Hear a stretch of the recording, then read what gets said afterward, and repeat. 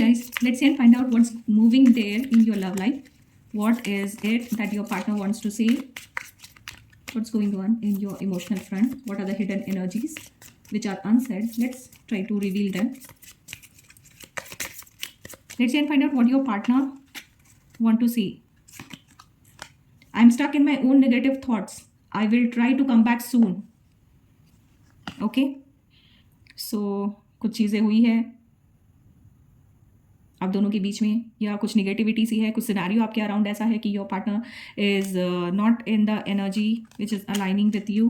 थोड़े कुछ निगेटिविटी है जो उनको घेरे रखे हैं, ज़िंदगी के ताने बाने हो, कुछ बिजनेस, कुछ वर्क रिलेटेड या रिलेटिव्स या आपके साथ कुछ इशू हुए हो, and then they are stuck, they are in the pause, they are in the limbo moment.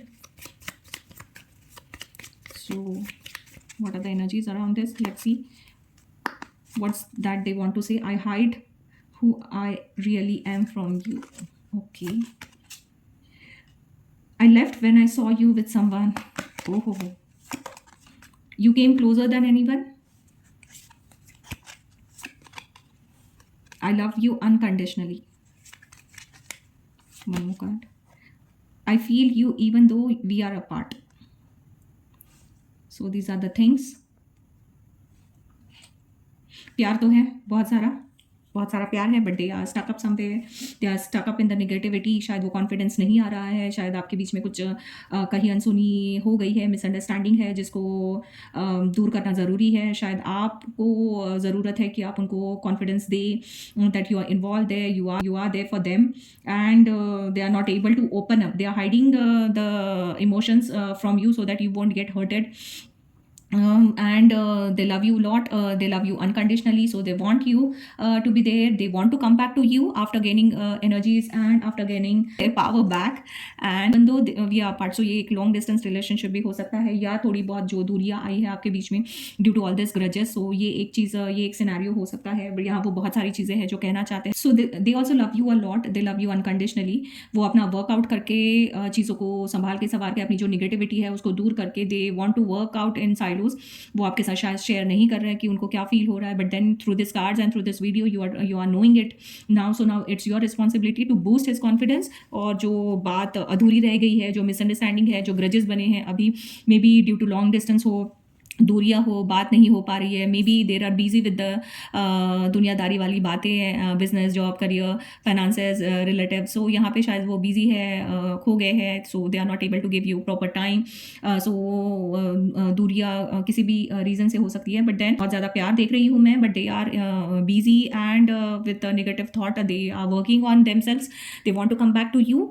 And now through these cards you have known this, so now it's your responsibility to them hand holding and bring them back into the energy, into the zeal. प्यार में वो zeal फिर से वापस लानी है आपको, वो energy वापस लानी है, अपने पार्टनर को support करना है, and then so that you both can be aligned with the same energies. एक गाइडेंस कार्ड लेती हूँ उनके लिए. क्या गाइडेंस है? Wisdom. I am wise and make choices that serve my highest good. Forgiving others and energy. Transform your energy. So यहाँ पे negativity से ट्रांसफॉर्म करने की बात बोली जा रही है, यहाँ पे उनको पॉजिटिव होके आगे बढ़ने के लिए सलाह दी जा रही है, विजडम जानने के लिए, ज्ञान जानने के लिए. So they know the truth, they know the true feeling, they learn their lessons, and for this they need to forgive others. Forgive करने की बात बोली है, पॉजिटिव एनर्जी की बात बोली है, and then they need to achieve the wisdom. So यहाँ से ग्रैटिट्यूड वाली एनर्जी रखनी है उनको. उनके लिए गाइडेंस यही है कि they need to forgive. Maybe कुछ कहीं अनसुनी हो गई है, या सिचुएशन आपके अराउंड ऐसी बन गई है जो कॉन्फ्लिक्ट्स हैं. सो जो कॉन्फ्लिक्ट्स है उनको और लोगों को वो सिचुएशन को वहीं पास का पास में छोड़ देना है, वो ग्रजेस मन में नहीं रखने हैं जिसकी वजह से निगेटिविटी आई है. यहाँ पे मैं यही देख पा रही हूँ कि उनको लेट गो करना है. जो ठीक है, जो निकल गया वो हो गया है, बट दैट डजंट मीन लोग खराब है या सिचुएशन खराब हो सकती है, बट लोग खराब नहीं हो सकते, राइट. सो उनको फॉरगिव करना है सिचुएशन को, जो भी कहा गया है, and they need to forgive others and release all the resentment. जब वो लेट गो करेंगे अपने ग्रजेस को, तभी उनका मन हल्का होगा, तभी उनका मन खाली होगा, and then they will get the power, they will get the wisdom, and तभी उनमें पॉजिटिविटी आएगी, एनर्जी आएगी, एंड उससे डायरेक्टली इनडायरेक्टली आपका रिलेशनशिप भी संवर जाएगा, संभल जाएगा.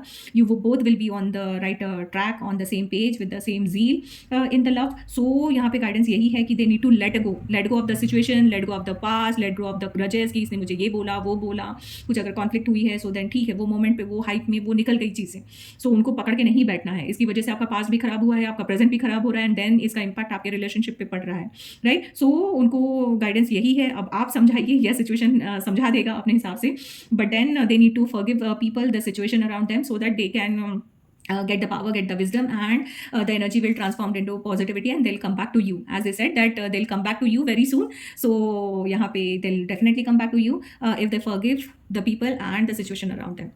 So thank you, stay blessed.